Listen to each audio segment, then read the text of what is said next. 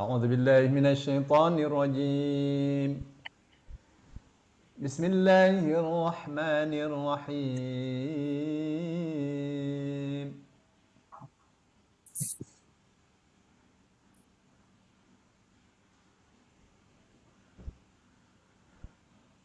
قال فرعون وما رب العالمين قال رب السماوات والأرض وما بينهما إن كنتم موقنين قال لمن حوله ألا تستمعون. Ini ya, jadi ini adalah kisah yang kedua dari kisah tentang Musa dan Firaun. Yang pertama itu dari ayat 1 sampai 22.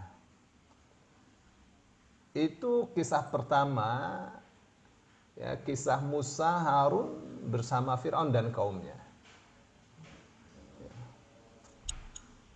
Isi pokoknya adalah Firaun mengungkit kebaikannya kepada Musa dan bagaimana ia mendidiknya dari bayi sampai dewasa.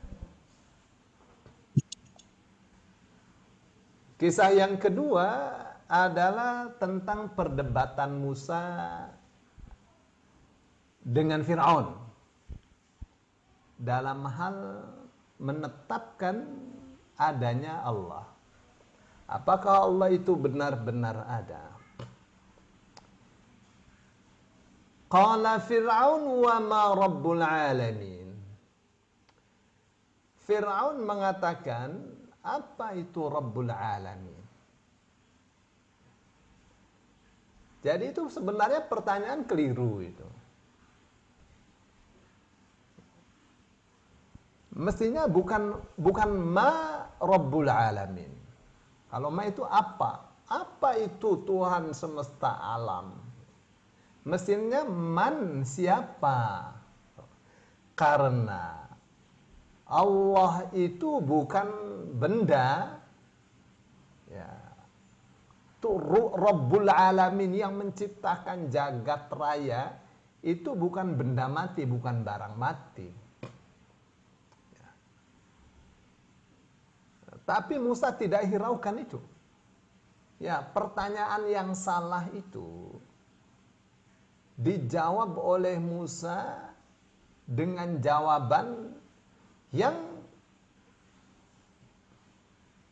membuat Fir'aun tersadar bahwa dari namanya saja Rabbul Alamin, yang menciptakan jagat raya, yang mengaturnya, yang mendidiknya, yang mengembangkannya, yang memenuhi segala kebutuhannya, yang memilikinya, itu makna Rabb itu. Semua aktivitas Allah untuk jagat raya itu masuk dalam wadah lafaz Rabb. Jadi Rabb ini mewadahi banyak sekali makna untuk segala aktivitas Allah Subhanahu wa taala. Mencipta, mendidik, memelihara, mengatur, memenuhi segala kebutuhan dan seterusnya itu. Makna Rabb itu. Justru alam disebut alam karena Allah adalah Rabb. Alam disebut alam karena alam itu sebagai tanda. Alam itu artinya tanda.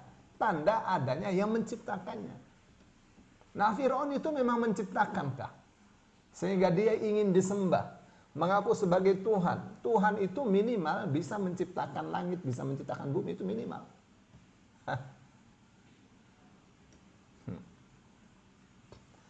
Tapi apa yang Musa katakan?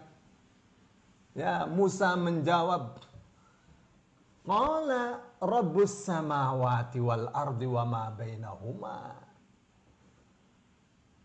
Rabbul Alamin itu yang menciptakan, yang mengatur, yang memenuhi segala kebutuhan, yang memiliki, yang mendidik, yang mengembangkan semua langit-langit, bumi dan apa yang ada di antara keduanya. In kuntum muqinin, jika kalian benar-benar yakin. Kenapa mengatakannya in kuntum muqinin? Jika kalian yakin. Maksudnya ini ya, syarat ya. Ini itu kan syarat ya, syarat. Tapi itu baru dipenuhi kalau dia mau yakin. Jadi pengetahuan bahwa Allah yang menciptakan jagat raya itu, menciptakan langit-langit, bumi, dan apa yang ada antara keduanya, itu baru difahami kalau dia yakin. Kalau nggak yakin nggak bisa difahami. Jadi yang dibutuhkan di sini adalah keyakinan. Tapi perdebatan itu ya, untuk urusan keyakinan adalah urusan yang melibatkan dua piranti. Piranti pertama adalah akal. Akalnya jalan apa tidak. Ya. Yang kedua adalah kesadaran hati.